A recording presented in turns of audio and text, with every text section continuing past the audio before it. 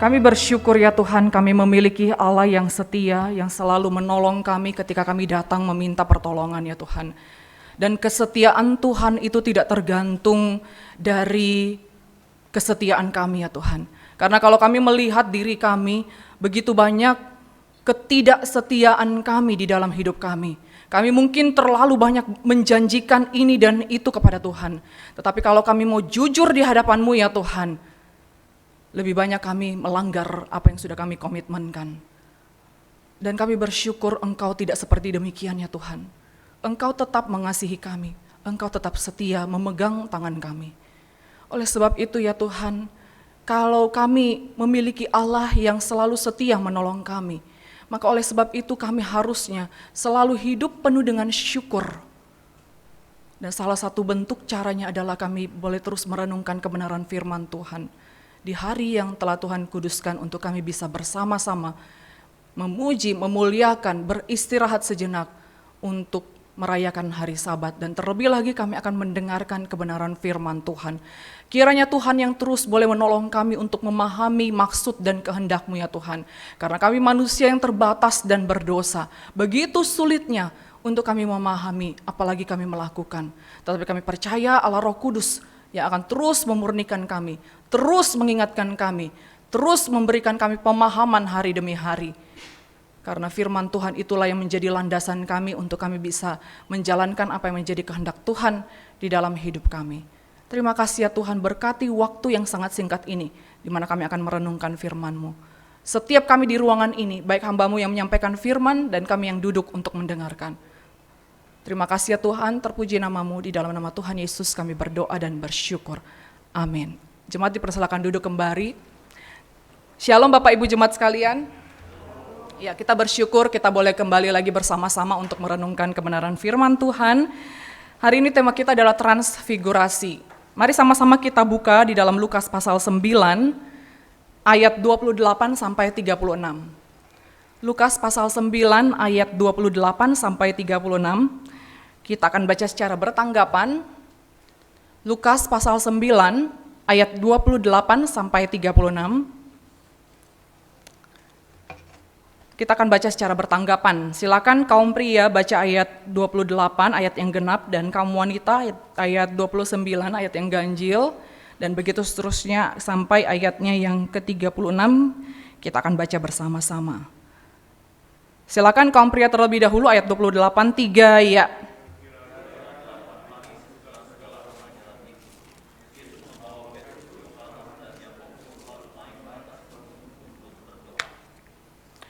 Ketika ia sedang berdoa, rupa wajahnya berubah dan pakaiannya jadi putih berkilau-kilauan.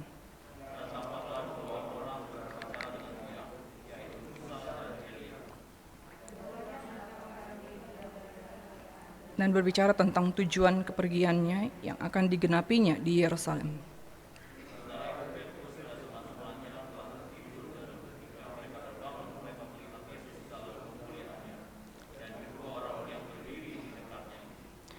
Dan ketika kedua orang itu hendak meninggalkan Yesus, Petrus berkata kepadanya, "Guru, betapa bahagianya kami berada di tempat ini. Baiklah kami dirikan sekarang 3 kemah, satu untuk engkau, satu untuk Musa, dan satu untuk Elia." Tetapi Petrus tidak tahu apa yang dikatakannya itu.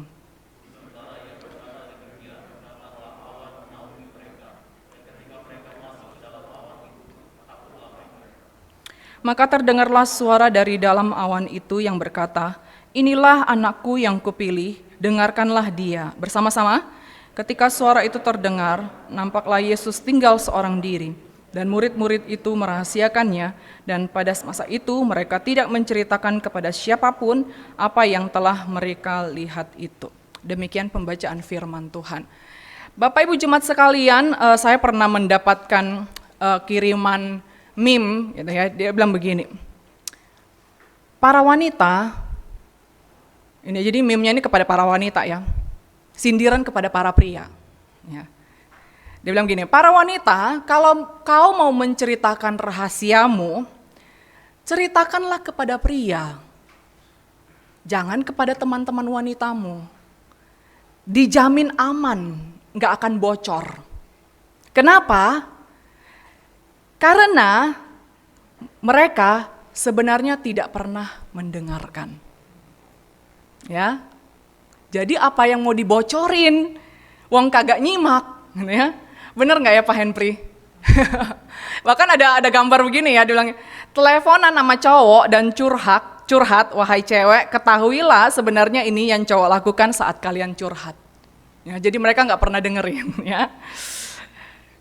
Tapi ya tidak semua lah ya pria seperti itu, Bapak Ibu jemaat sekalian. Ya, ada juga wanita yang seperti itu, malah lebih banyak. Semua pengen ngomong, semua pengen didengar. Ya. Tapi untuk mendengarkan seseorang lagi curhat, itu sulit banget. Bahkan kemarin ada alumni kami kemarin ada pertemuan alumni dan ada seorang alumni yang sharing bagaimana dia pelayanan di salah satu rumah sakit di Jakarta, rumah sakit yang cukup besar di Jakarta. Dia pelayanan bagian kerohanian di situ. Dia bilang salah satu hal yang paling sulit ia lakukan selama pelayanan di rumah sakit itu adalah mendengarkan keluh kesah curhatan dari orang-orang yang sedang sakit itu. Dia bilang walaupun cuma duduk dengerin mereka lagi curhat, itu sangat menguras pikiran, menguras emosi, menguras tenaga, padahal cuma duduk loh ya, duduk dengerin, itu bisa capek. Kenapa? Karena kita itu harus mengarahkan perhatian kita kepada orang yang sedang curhat itu. Dan memang itulah manusia Bapak Ibu jemaat sekalian. Banyak sekali ya seminar-seminar tentang bagaimana bisa memiliki seni berbicara yang baik. Public speaking itu menjadi salah satu seminar-seminar yang mahal, yang dicari-cari dan selalu banyak peminatnya. Bahkan banyak orang yang percaya bahwa kalau punya public speaking yang baik, kalau dia tahu cara berbicara yang baik di depan banyak orang, engkau bakalan sukses. Orang itu selalu berlomba-lomba bagaimana bisa berbicara yang baik di depan banyak orang. Bagaimana bisa berkomunikasi dengan baik di depan banyak orang. Bagaimana bisa presentasi dengan baik. Itu banyak bukunya loh kalau saudara jalan-jalan ke Gramedia. Cara presentasi yang baik bagaimana. Bagaimana teknik marketing yang baik agar orang mendengarkan kita. Gimana caranya supaya apa yang kita katakan itu catchy gitu ya, menarik, gampang dimengerti. Semua itu orang berlomba-lomba untuk bisa mendapatkan skill seperti ini.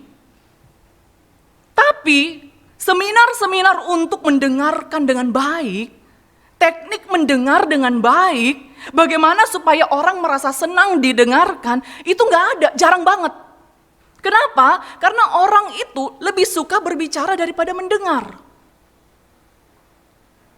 Berapa banyak Bapak Ibu keluarga yang hancur karena istri merasa tidak didengarkan oleh suami.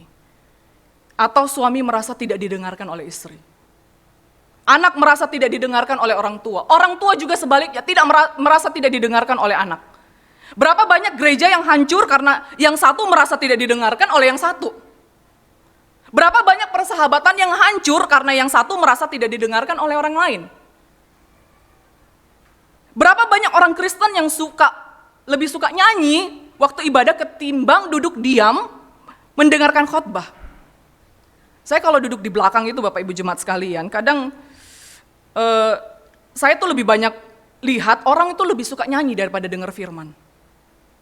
Nyanyi itu bisa bersemangat banget. Bisa sampai nangis-nangis, angkat tangan, tapi begitu waktu firman main handphone. Saya kadang bingung dengan orang seperti ini, tapi waktu saya renungkan ya memang begitu. Kalau nyanyi itu kan kayak lagi ngomong ya kan. Tapi waktu dengar firman itu menuntut mereka itu harus duduk tenang dengerin. Dan ini kebanyakan orang gak betah seperti ini. Kenapa? Sekali lagi karena orang lebih suka ngomong, lebih suka berbicara daripada mendengar. Dan sikap seperti ini akan sangat bermasalah ketika kita berhadapan dengan firman Tuhan. Kenapa Bapak Ibu? Karena untuk melakukan kehendak Tuhan itu harus diawali dengan mendengarkan. Dan mendengarkan itu sangat penting, sangat krusial, menjadi perintah di dalam Alkitab kepada umat Tuhan. Dan mendengarkan Tuhan itu menjadi salah satu syarat relasi antara Tuhan dan umat. Ini kalau Ulangan pasal 6 itu salah satu perintah Tuhan kepada bangsa Israel terkenal dengan istilah Shema Israel. Dengarlah, hai orang Israel, kasihilah Tuhan Allahmu. Kemudian kalau di Roma pasal 10 ayat 17, ini ayat juga yang sangat terkenal. Iman timbul dari apa Bapak Ibu? Dari pendengaran. Dan pendengaran akan firman Kristus. Yohanes 10 ayat 27, domba-dombaku mendengarkan suaraku, dan aku mengenal mereka dan mereka mengikut aku. Dan masih banyak lagi Bapak Ibu jemaat sekalian, ayat-ayat di dalam Alkitab itu yang menekankan, yang sangat menekankan untuk mendengarkan Tuhan itu menjadi hal yang sangat krusial sekali dalam relasi kita dengan Tuhan. Termasuk nats yang kita baca ini Bapak Ibu. Satu-satunya perintah yang diperintahkan oleh Allah Bapa di dalam peristiwa transfigurasi ini adalah, inilah anakku yang kupilih, dengarkanlah dia. Dan peristiwa transfigurasi ini menjadi alasan kita untuk mendengarkan Tuhan Yesus dan meyakini bahwa dia itu adalah sungguh-sungguh Allah. Bukan hanya sekedar nabi, bukan hanya sekedar manusia yang mempunyai tingkat moralitas yang baik, tapi dia juga Allah. Bapak Ibu jemaat sekalian, transfigurasi ini merupakan peristiwa yang sangat penting di dalam kekristenan. Bahkan ada beberapa teolog itu menyamakan peristiwa transfigurasi ini itu dengan kelahiran, kematian, kebangkitan, dan kenaikan. Jadi dia bilang sebenarnya ada 5 peristiwa besar di dalam Tuhan Yesus ya. Sebenarnya mungkin harusnya dirayakan ini sama gereja transfigurasi Tuhan ya. Karena kenapa? Karena ini transfigurasi ini juga salah satu peristiwa yang sangat menunjukkan keilahian Tuhan Yesus. Sebenarnya apa sih transfigurasi ini? Kalau dalam kamus itu transfigurasi itu adalah perubahan total dari bentuk atau penampilan menjadi bentuk yang lebih indah dan bentuk spiritual. Lalu apa kaitannya perintah Allah Bapa untuk mendengarkan Tuhan? Yang tadi, inilah anakku yang kupilih. Jadi beda ya Bapak Ibu ya, yang waktu Yohanes Pembaptis membaptis Tuhan Yesus, itu juga ada, inilah anakku yang kukasihi. Tapi ini juga di peristiwa transfigurasi ini juga ada, inilah anakku yang kupilih.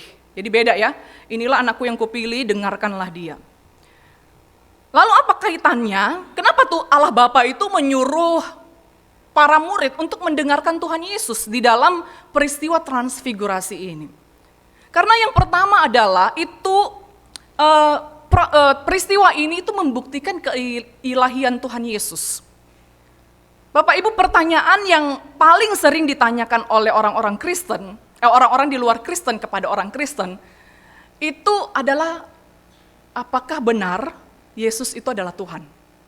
Dari mana kita tahu Yesus itu adalah Tuhan, sementara Tuhan Yesus sendiri di dalam Alkitab tidak pernah mengatakan secara eksplisit bahwa saya adalah Tuhan. Saya kalau pikir-pikir iya juga ya. Kan kalau Tuhan Yesus ngomong langsung gitu ya secara eksplisit itu kan enak kan, kita nggak bakalan ketemu dengan orang-orang yang mempertanyakan Yesus itu adalah Tuhan. Nggak menyulitkan orang-orang Kristen, kita nggak repot-repot kebingungan. Makanya kalau ada orang di luar Kristen yang nanya ke kita gitu ya. Banyak dari antara kita yang bilang, iya juga, benar juga ya. Kenapa ya Tuhan Yesus itu nggak bilang dirinya itu Tuhan gitu ya. Jangan-jangan kita itu ditipu lagi sama bapak-bapak gereja ya, sama para rasul. Sebenarnya dia bukan Tuhan, tapi mereka sendiri yang menjadikan Yesus itu adalah Tuhan. Aduh, jangan-jangan kita dibohongin ini ya. Kenapa sih nggak eksplisit aja ngomongnya itu ya Tuhan Yesus ya. Kenapa dia nggak pernah ngomong ya kalau dia itu Tuhan. Bapak Ibu, masalahnya eksplisit zaman kita itu beda dengan eksplisit zamannya Tuhan Yesus, Bapak Ibu. Itu beda konteks. Eksplisitnya suatu pengakuan di tiap zaman itu berbeda. Tiap budaya itu berbeda. Bagi budaya A, tindakan-tindakan tertentu yang eksplisit tanpa harus ngomong itu sudah menunjukkan eksplisit. Sementara budaya B, lu harus ngomong dulu, itu baru eksplisit. Kami pernah tinggal di Palu ya, waktu awal-awal kami menikah, gitu, kemudian saya pindah ke Palu, dan kebiasaan orang-orang Palu itu, kalau nanya sudah berapa anaknya, itu bukan secara eksplisit nanya, ibu sudah berapa anaknya, atau sudah berapa pasukannya. Tapi pertanyaannya tuh agak rancu, dia nanyanya gini, ada berapa adeknya? Gitu. Saya waktu pertama kali ditanyain begini, saya jawabnya 1 Bu. Gitu. Nah ibu-ibu yang nanya, mana adiknya? Gitu, nggak dibawa ke gereja. Saya masih berpikir ini adik saya gitu ya. Jadi saya bilang, oh lagi kerja di Jakarta, adik saya tuh di Jakarta lagi kerja. Lalu ibunya heran, kok kami pasangan muda udah punya anak, udah kerja gitu ya. Ini kapan punya anaknya? Lalu ada bapak-bapak yang jelasin gitu ya. Itu kalau ada orang sini nanya ada berapa adiknya, itu maksudnya udah berapa anaknya gitu loh maksudnya. Jadi, tapi bagi saya harusnya lu nanyanya eksplisit dong, sudah berapa anaknya. Tapi bagi budaya orang Palu, sudah berapa adiknya itu sudah eksplisit. Dengan maksud adalah ditanyakan sudah berapa punya anak. Jadi beda budaya pada zaman yang sama aja, itu bisa beda maksud eksplisitnya. Apalagi kita ke zaman Tuhan Yesus Bapak Ibu. Beda budaya, beda zaman, beda bahasa. Beribu-ribu tahun kita berbeda dengan konteks zaman Tuhan Yesus. Kita nggak tahu seberapa berbedanya konsep eksplisitnya orang-orang Yahudi pada saat itu. Jadi kita nggak bisa bilang, oh karena Tuhan Yesus nggak ngomong, maka Tuhan Yesus nggak pernah mengaku dirinya Tuhan. Nggak bisa Bapak Ibu. Kita bisa lihat bagaimana respons orang-orang Yahudi pada saat ada perkataan-perkataan Tuhan Yesus yang membuat mereka sangat bereaksi dan ingin merajam Tuhan Yesus. Dari situ kita bisa lihat Bapak Ibu, bahwa sekalipun Tuhan Yesus tidak pernah secara eksplisit menurut kita menyebut dirinya itu adalah Tuhan, tapi kita lihat bagaimana respons orang-orang Yahudi yang sangat marah sekali, maka kita tahu bahwa perkataan Tuhan Yesus pada zaman itu adalah perkataan yang sangat eksplisit menunjukkan dia adalah Tuhan. Salah satu contoh peristiwa itu di dalam Yohanes pasal 10 Bapak Ibu ya. Di situ Tuhan mengatakan, aku dan Bapa adalah satu. Bagi kita saat ini, kita mengatakan ini nggak eksplisit menunjukkan Tuhan Yesus itu mengaku bahwa dia itu adalah Tuhan. Mana nggak eksplisit. Ya.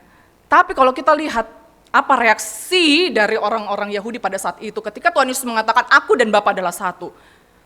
Di Yohanes pasal 10 ayat 31 itu orang Yahudi dikatakan mau mengambil batu untuk merajam Tuhan Yesus. Dan kemudian di ayat 33 di sini jelas sekali. Dikatakan di situ, jawab orang-orang Yahudi itu, bukan karena suatu pekerjaan baik maka kami mau melempari engkau, melainkan karena engkau menghujat Allah dan karena engkau sekalipun hanya seorang manusia saja, dikatakan di situ, menyamakan dirimu dengan Allah. Ini berarti perkataan yang di ayat 30 itu bagi mereka saat itu, budaya saat itu, ini perkataan yang sangat eksplisit. Dari seseorang yang ingin menyamakan dirinya dengan Tuhan. Jadi Bapak Ibu, bukan masalah nggak ada kalimat Tuhan Yesus yang mengatakan aku adalah Tuhan. Bukan masalah itu. Tapi konsep eksplisit masing-masing budaya, masing-masing zaman, dan bahasa itu sangat berbeda. Nah Bapak Ibu, kenapa saya perlu membahas ini? Karena kalau saya bilang bahwa peristiwa transfigurasi ini menunjukkan keilahian Tuhan Yesus, maka kita akan bilang, ya percuma aja lah ya ada peristiwa ini kalau nggak ada perkataan Tuhan Yesus yang mengklaim dirinya itu adalah Tuhan. Percuma aja ya kalau, ya oke lah kita terima gitu ya, kita terima peristiwa transfigurasi ini menunjukkan keilahian Tuhan Yesus. Tapi balik lagi ke pertanyaan tadi ya, orang-orang yang di luar Kristen menanyakan, tapi kalau nggak ada perkataan Tuhan Yesus yang secara eksplisit menunjukkan dia itu adalah Tuhan, maka ya percuma aja gitu. Selalu saja dikaitkan mana statement eksplisit Tuhan Yesus yang menunjukkan dia adalah Tuhan. Tapi Bapak Ibu, dari penjelasan ini kita tahu bahwa konsep eksplisit itu tidak harus sesuai dengan apa yang kita pikirkan. Dan sebenarnya kisah-kisah seperti Yohanes 10 ini ada banyak sekali Bapak Ibu ya, bagaimana reaksi orang-orang Yahudi, ahli-ahli Taurat itu sangat membenci Tuhan Yesus karena secara eksplisit pada zaman itu menunjukkan Tuhan Yesus sedang mengklaim dirinya itu adalah Tuhan. Tapi kalau kita juga mengatakan bahwa dari peristiwa transfigurasi ini kita nggak dapat kebenaran apa-apa, maka kita juga salah besar Bapak Ibu. Sekalipun kita mengatakan, karena nggak ada perkataan eksplisit dari Tuhan Yesus, maka aku nggak percaya Yesus adalah Tuhan. Tapi kalau kita mendalami peristiwa transfigurasi ini, maka peristiwa ini sangat cukup, bahkan lebih dari cukup menunjukkan keilahian Tuhan Yesus. Ya. Mengapa? Karena yang pertama ya, karena ada saksi, simple. Simple Bapak Ibu, ada saksi. Alkitab itu berulang-ulang menekankan ya, ini saya pernah bahas juga, saya pernah singgung, itu hukum dui ganda saksi. Hukum dui ganda saksi itu maksudnya adalah untuk menetapkan seseorang itu bersalah atau tidak, untuk menetapkan bahwa peristiwa itu benar-benar terjadi, itu harus ada 2 atau 3 orang saksi supaya perkara itu dianggap sah, supaya statement orang itu dianggap sah. Dan banyak ya di ayat-ayat firman Tuhan itu di Ulangan 17 ayat 6 itu menyuruh juga atau saya bacakan ya, atas keterangan 2 atau 3 orang saksi haruslah mati dibunuh orang yang dihukum mati dan seterusnya ya, banyak sekali ya. Dan peristiwa ini sudah jelas di ayat 28 di situ ada paling enggak 3 murid Tuhan Yesus yang dibawa, yaitu Petrus, Yohanes dan Yakobus. Dan 2 di antaranya itu menyaksikan di dalam tulisan mereka ya, di dalam 2 Petrus 1 ayat 16 sampai 18 itu disebutkan oleh Petrus peristiwa transfigurasi ini, dan Yohanes pasal 1 ayat 14 walaupun enggak eksplisit tapi para teolog, para penafsir itu mempercayai bahwa Yohanes 1 ayat 14 itu Rasul Yohanes itu sedang menyebutkan peristiwa transfigurasi. Itu yang pertama Bapak Ibu. Kemudian yang kedua itu adalah perubahan rupa Yesus. Kalau kita lihat di sini, di antara mereka bertiga, ya, jadi ada Tuhan Yesus, kemudian ada Elia dan Musa, itu hanya Tuhan Yesus yang belum melewati maut, alias Tuhan Yesus itu belum mati. Ya. Elia sekalipun dia dibawa langsung ke sorga, tapi mustahil dia tidak mengalami kematian jasmani dulu ya Bapak Ibu ya. Dan Musa juga dicatat bahwa ia sudah mati, namun Tuhan Yesus belum mati saat itu. Ini jelas sekali menunjukkan bahwa Tuhan Yesus itu melampaui kematian. Dan ia adalah Allah. Dikatakan dalam ayat 31, keduanya Musa dan Elia itu menampakkan diri di dalam kemuliaan. Maka besar sekali itu mereka sedang mengenakan tubuh kemuliaan ya. Dan tubuh kemuliaan itu hanya diberikan kepada kita ketika kita mati gitu ya. Ketika kita mati, orang percaya ya, khususnya untuk orang percaya. Dan itu diberikan nanti kepada orang-orang yang sudah percaya ketika mereka mati. Dan Musa, Elia menampakkan diri di dalam tubuh kemuliaan, artinya mereka sudah mati. Sementara Tuhan Yesus berubah rupa, dan dipercaya juga beberapa penafsir mengatakan itu seperti dia tubuh kemuliaan, berarti jelas sekali dia sudah melampaui kematian, dan itu hanya bisa dilakukan oleh Allah saja. Yang ketiga itu kehadiran Musa dan Elia. Bapak Ibu jemaat sekalian, itu Alkitab menjelaskan bahwa yang datang pada saat itu adalah Musa dan Elia. Maka pertanyaannya kalau kita agak kritis sedikit, kenapa ya bukan Abraham ya? Kenapa bukan Daud gitu? Kenapa bukan nabi-nabi yang terkenal gitu, Yeremia atau raja-raja yang baik, Yosia begitu? Kenapa Musa dan Elia apa? Apa faedahnya gitu ya? Apa pentingnya, apa signifikansinya di dalam proses atau peristiwa transfigurasi ini? Ini bukan sembarang Tuhan menghadirkan Musa dan Elia ya. Nah, karena kedua tokoh ini itu tokoh yang sangat dihormati, diagungkan di dalam perjanjian lama. Dan keduanya ini pergi meninggalkan dunia ini dengan cara yang berbeda dari kebanyakan orang. Kalau Musa itu dikatakan di dalam Ulangan 34, itu dia dikuburkan oleh Tuhan, maka tidak diketemukan jasadnya. Ini unik ya, dia dikuburkan oleh Tuhan. Kalau kalimatnya itu, dan dikuburkannyalah dia. Gitu ya. Kemudian Elia, kita tahu ya cerita ini ya, dia diangkat ke sorga dalam angin badai. Nah, kematian mereka ini unik, karena mereka memang menjadi tokoh yang sangat menonjol di dalam perjanjian lama. Dan bahkan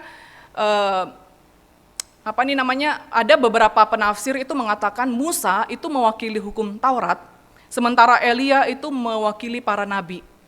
Ya, meskipun, jadi maksudnya gini, Allah dulu itu membuat hukum Taurat kepada orang-orang Yahudi, dan nabi-nabi itu dipakai Tuhan untuk menjadi perpanjangan tangan Tuhan untuk memberitakan firman Tuhan. Dan meskipun dahulu Allah itu berbicara melalui para nabi, dan ia kini menunjukkan bahwa ia melakukan itu melalui anaknya, yaitu Yesus Kristus. Dan ini sesuai dengan tradisi bangsa Israel Bapak Ibu ya, yang sangat memegang 2 hal, yaitu hukum Taurat dan nabi-nabi. Dan mereka menganggap hukum Taurat itu didatangkan oleh Musa dan nabi-nabi itu diwakili oleh Elia. Maka kalau kita baca ya di dalam Maleakhi itu ada nubuatan bahwa nanti sebelum akhir zaman itu ada Nabi Elia mau datang. Dan oleh karena itu penampakan Musa itu mewakili hukum Taurat dan Elia itu mewakili nabi-nabi. Dan peristiwa transfigurasi ini Bapak Ibu itu seolah-olah menjelaskan gini. Realisasi antara hukum Taurat dan nabi-nabi itu ada pada diri Yesus. Jadi bukan sembarang-sembarang Bapak Ibu. Kita kenapa bukan Abraham ya? Kenapa bukan Daud? Itu ada maksudnya. Realisasi dari hukum Taurat dan apa yang dikatakan oleh nabi-nabi khususnya nubuatan itu terjadi pada diri Yesus. Dia memenuhi semua nubuatan nabi-nabi tentang kedatangan Mesias. Maka kedatangan Elia dan Musa itu bukan sembarangan Bapak Ibu. Ada maksud yang hendak ditekankan oleh Allah Bapa, yaitu Allah Anak itu menjadi penggenapan dari perjanjian lama. Dan Kristus jauh lebih besar melampaui kedua sosok yang sangat dihormati dan dikagumi oleh orang-orang Yahudi. Ya. Yang keempat Bapak Ibu, ini menarik sekali ya di ayat 31, di situ topik pembicaraannya. Jadi bukan mereka hadir-hadir gitu aja Bapak Ibu ya. Ada topik pembicaraannya. Kalau di ayat 31 dikatakan di situ ya. Keduanya menampakkan diri dalam kemuliaan dan berbicara tentang tujuan kepergiannya yang akan digenapinya di Yerusalem. Dan ini hanya Injil Lukas yang memberikan informasi ini. Makanya sekali lagi Bapak Ibu, kalau ada ayat yang cerita tentang begini, itu bandingkan dengan narasi Injil-Injil yang lain. Itu sangat-sangat kaya kita ya, oh ternyata di sini itu begini, oh ternyata di situ. Ini topik pembicaraan itu hanya dibahas oleh Lukas. Ya. Dan topik pembicaraan antara Yesus, Musa, dan Elia itu adalah Tuhan Yesus. Jadi topik pembicaraan mereka waktu mereka reuni gitu ya, bukan bilang gini, bro Musa, denger-denger lu dikuburin sama Tuhan ya? Spoiler dong, jasadmu di mana? Kasih tahu dong gitu ya, biar kagak penasaran guanya. Atau si Musa bilang gini, kepo amat sih lu. Emang kayak lu ya, semua orang tahu. Lu ke surganya naik pakai angin gitu ya.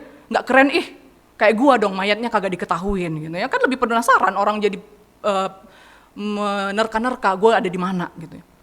Terus Tuhan Yesus di tengah-tengah krik gitu ya, nyamuk dicuekin. Nggak begitu Bapak Ibu ya. Topik pembicaraan itu jelas sekali dikatakan Injil Lukas adalah Yesus Kristus, tentang Yesus Kristus dan penggenapan yang dilakukan oleh Sang Mesias itu. Jadi Musa dan Elia, sosok yang sangat tersohor itu, sosok yang sangat hebat bagi bangsa Israel itu, cuma datang untuk membicarakan Tuhan Yesus.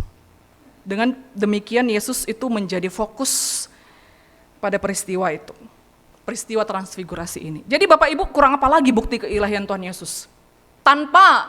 Kalau saya mau ngomong ya, tanpa ada kalimat eksplisit menurut kita bahwa Yesus secara eksplisit mengatakan dia adalah Tuhan, cukup dengan peristiwa transfigurasi ini, itu sudah sangat-sangat lebih dari cukup membuktikan itu Yesus itu adalah Tuhan. Hal yang kedua yang kita ingin pelajari dari peristiwa transfigurasi ini, jangan tertidur, dengarkanlah dia. Bapak Ibu jemaat sekalian, menarik sekali bahwa, sekali lagi, hanya Injil Lukas yang mencatat bahwa para murid itu tertidur di dalam peristiwa ini. Kemudian saya ingat ya, ada peristiwa penting lainnya ya, di mana murid juga tertidur. Ingat Bapak Ibu di mana? Di mana? Taman Getsemani, benar ya? Ya. Di Taman Getsemani saat di mana guru mereka itu sedang bergumur luar biasanya karena akan menghadapi penyiksaan. Dan mereka ini sering kali melewati peristiwa-peristiwa penting karena tertidur Bapak Ibu. Bahkan bahasa aslinya di sini itu mereka tuh tertidur dengan lelap. Mungkin kayak di gambar ini ya, sampai ngencas gitu. Tertidur dengan lelap, bukannya tidur-tidur ayam begitu ya. Tertidur dengan lelap. Padahal jelas-jelas sekali itu ayat 28 itu Tuhan itu memanggil mereka itu dengan satu tujuan apa? Berdoa. Lalu naik ke atas gunung untuk berdoa. Itu ayat 28 jelas sekali. Sama halnya dengan di Taman Getsemani ya. Juga waktu Tuhan suruh berdoa tapi mereka malah tertidur. Dan peristiwa transfigurasi ini sebenarnya Tuhan itu tujuan awalnya itu sebenarnya ingin solitude dulu ya. menyepi ke gunung untuk berdoa. Ini kalau ingat khotbah minggu lalu, itu menekankan bagaimana pentingnya solitude dulu, itu menyepi. Begitu pentingnya sebelum kita datang berkomunitas, sebelum kita datang beribadah, sebelum kita datang itu melayani Tuhan. Dan Tuhan tahu bahwa ia tetap harus menjaga relasinya dengan Tuhan. Dan dia juga mengikut sertakan para murid, ya, yang seharusnya itu sangat dekat dengannya, mengetahui isi hatinya, dan mengakui dia bahwa dia itu adalah Mesias. Tuhan juga ingin mengajarkan para murid itu untuk solitude dulu gitu ya, menyepi, berdoa, mendengarkan Tuhan mau ngomong apa. Tuhan seolah bilang, yuk kita menyepi sejenak deh. Gitu ya. Kita pergi dari kumpulan orang banyak ini, dari kumpulan orang yang sangat berisik ini, minta pertolongan terus. Mari kita menyepi, dengarkan Tuhan sejenak. Ada satu pepatah mengatakan gini ya, every good communication starts with good listening. Semua komunikasi yang baik itu selalu dimulai dari mendengarkan dengan baik. Kalau ada pihak yang satu kebanyakan bicara, komunikasinya pasti kacau. Kalau ada pihak yang satu hanya pengen didengarkan, dan yang lain dituntut untuk diam, pasti kacau. Kalau yang kedua belah pihak sama-sama mau ngomong, gak ada yang mau ngedengarin, kacau. Yang benar apa? Ada kalanya kita harus mendengarkan yang satu, dan ada kalanya kita harus didengarkan. Dan inilah yang Tuhan kehendaki dilakukan oleh para murid, Bapak Ibu. Seolah Tuhan mengatakan, engkau sudah terlalu banyak bicara, engkau sudah terlalu banyak pengen didengarkan, engkau sudah terlalu banyak mendengarkan perkataan orang lain. Sekarang giliran engkau yang harus mendengarkan Tuhan. Tapi apa yang mereka lakukan Bapak Ibu? Mereka tidur. Dan saya nggak tahu apakah mereka tuh sempat berdoa atau tidak waktu ketika mereka sampai di atas gunung, tapi sepertinya itu mereka nggak lakukan. Mereka nggak berdoa, karena di ayat 29 jelas sekali mengatakan, ketika ia berdoa, ia ini cuma seorang diri, Tuhan Yesus. Dan para murid jelas sekali tidak menyaksikan peristiwa transfigurasi itu dari awal. Mereka kan tiba-tiba bangun gitu ya, mungkin karena ada sinar. Berarti dari awal mereka nggak ngikutin. Bapak Ibu, maka pertanyaan yang bisa kita tanyakan kepada diri kita, berapa banyak dari antara kita lebih pilih tidur ketimbang mendengarkan Tuhan? Tentu saja yang saya maksudkan di sini bukan hanya tertidur secara harafiah, walaupun itu juga salah satunya Bapak Ibu. Tetapi juga tertidur secara rohani. Karena para murid juga melakukan hal yang sama. Mereka bukan hanya sering tertidur secara harafiah ketika berdoa, tapi tertidur secara rohani. Buktinya apa? Bapak Ibu, kalau kita lihat di peristiwa sebelumnya, itu masih di pasal yang sama. Ayat 18, itu Petrus dengan lantang mengatakan, engkau adalah Mesias. Wih, keren banget ya. Di saat orang lain itu mengatakan, engkau Elia, engkau Yohanes Pembaptis, engkau Nabi. Tapi Petrus dengan lantang mengatakan, engkau adalah Mesias. Harusnya dia ikut dong waktu ketika Tuhan Yesus meminta mereka untuk berdoa. Tapi apa yang dikatakan? Mereka tertidur. Kemudian setelah peristiwa ini, belum terlalu jauh Bapak Ibu, masih di pasal yang sama. Baru saja mereka mendengarkan perkataan Allah Bapa langsung dari sorga. Gitu ya. Dan baru saja Tuhan Yesus itu memberitahukan kedua kali tentang penderitaan Yesus. Ya, di ayat 46 sampai 48 masih pasal 9. Habis itu mereka justru memperdebatkan siapa yang terbesar di antara mereka. Ini murid kurang ajar sebenarnya ya. Bukannya mereka malah bersedih karena guru mereka itu bakalan mati, tapi malah memperdebatkan siapa yang terbesar.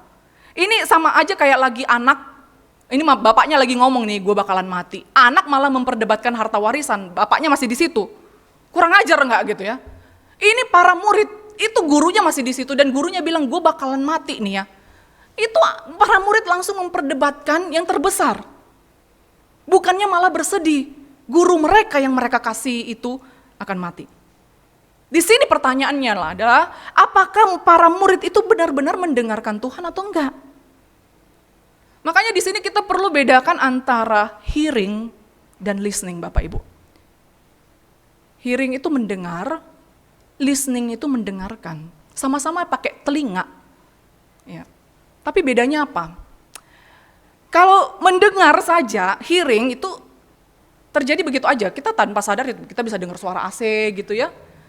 Kemudian bisa dengar suara ambulans misalnya begitu.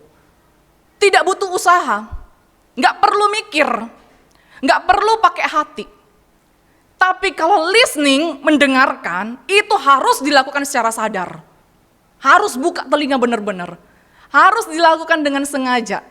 Harus memperhatikan dengan seksama.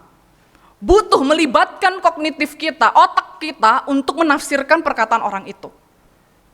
Menggunakan segenap emosi, tenaga, waktu kita mendengarkan orang itu. Dan listening itu melelahkan Bapak Ibu. Karena kita butuh usaha menafsirkan.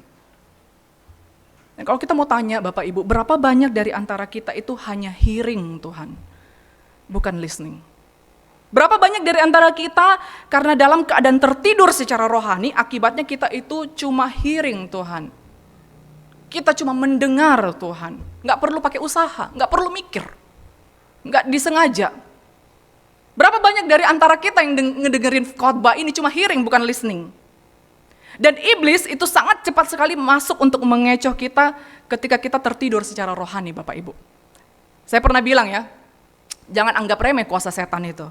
Karena dia pribadi yang sangat berpengalaman untuk membuat seseorang jatuh ke dalam dosa. Dari zaman Adam, Hawa sampai sekarang, dia sudah berhasil membuat banyak orang itu jatuh ke dalam dosa. Sekaliber Abraham jatuh, sekaliber Daud, Salomo, Paulus, semua jatuh dalam dosa kok. Maka saya pikir Bapak Ibu jemaat sekalian, sebenarnya dia gak perlu susun strategi yang gimana-gimana gitu ya. Atau gak perlu bentuk panitia untuk menjatuhkan kita, karena apa? Karena dia sudah sangat katam. Dia sudah sangat berpengalaman untuk menjatuhkan manusia. Emang perlu dia bentuk panitia untuk menjatuhkan GKY Bengkulu? Ya, karena GKY Bengkulu mungkin dipikir ya, karena GKY Bengkulu itu jemaatnya rohani gitu ya. Jadi perlu bikin panitia khusus ya, judulnya PSB, Panitia Setan Bersatu gitu ya. Khusus dibentuk untuk menjatuhkan GKY Bengkulu. Gak perlu, dia tahu strateginya, cuma mungkin hembusan nafas gitu ya, cuma mungkin kasarnya kentut doang gitu ya. Gampang. Permasalahan di gereja apa sih? Apa ada yang baru? Mirip-mirip semua sebenarnya ya. Masalah ego lah, masalah tersinggung lah, masalah kemalasan lah, masalah duit lah. Apakah ada yang baru? Sama semua. Tunggu aja itu, habis ini kan ntar lagi ada Jumat Agung Paskah ya. Udah deh, itu pasti lahan basah buat setan menjatuhkan. Tunggu aja tuh ada event apa di gereja gitu ya, mau Natal kayak ini ada mungkin pembangunan gereja deh. Itu lahan basah bagi setan untuk menjatuhkan manusia. Dia sudah sangat katam, dia sudah sangat berpengalaman untuk menjatuhkan manusia. Nggak perlu bikin panitia khusus, nggak perlu bikin strategi khusus. Tunggu kita tertidur secara rohani, di saat kita lengah dia masuk dan membuat kacau.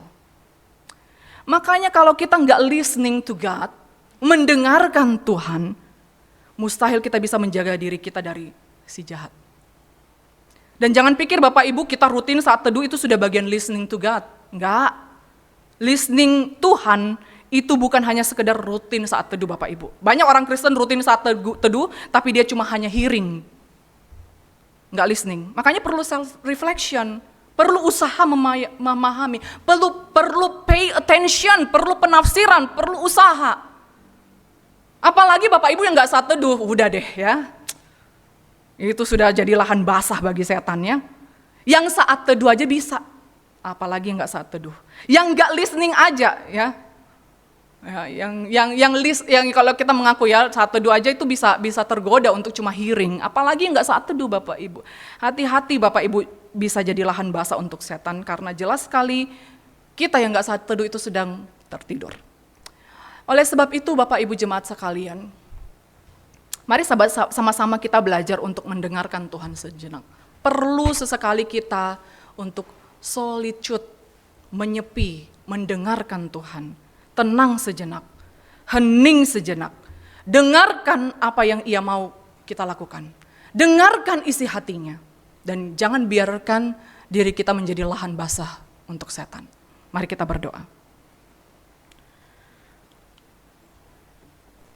Tuhan Yesus, kami bersyukur untuk kebenaran firman Tuhan yang sekali lagi mengingatkan kami ya Tuhan, bagaimana peristiwa transfigurasi itu sekali lagi kami bisa melihat bahwa Engkau menyatakan dirimu adalah Allah. Dan di dalam peristiwa transfigurasi itu juga Engkau sekali lagi mengingatkan kami bahwa kami harusnya terus-menerus mendengarkan Tuhan. Bukan hanya sekedar mendengar ya Tuhan. Tuhan tolong kami kalau kami begitu sulitnya untuk mendengarkan. Karena sejatinya kami terlalu suka untuk bicara Tuhan. Kami terlalu suka untuk ngomong. Kami selalu menuntut untuk didengarkan. Tapi untuk mendengarkan suara Tuhan mungkin kami jarang untuk menyediakan waktu. Tuhan tolong kami ya Tuhan. Kami manusia berdosa, terlalu banyak suara yang kami dengarkan. Dan kami hanya ingin mendengarkan suara Tuhan untuk membuat kami tidak tertidur dan menjadi lahan basah untuk setan. Terima kasih ya Tuhan, terpuji namamu. Di dalam nama Tuhan Yesus, kami berdoa dan bersyukur. Amin.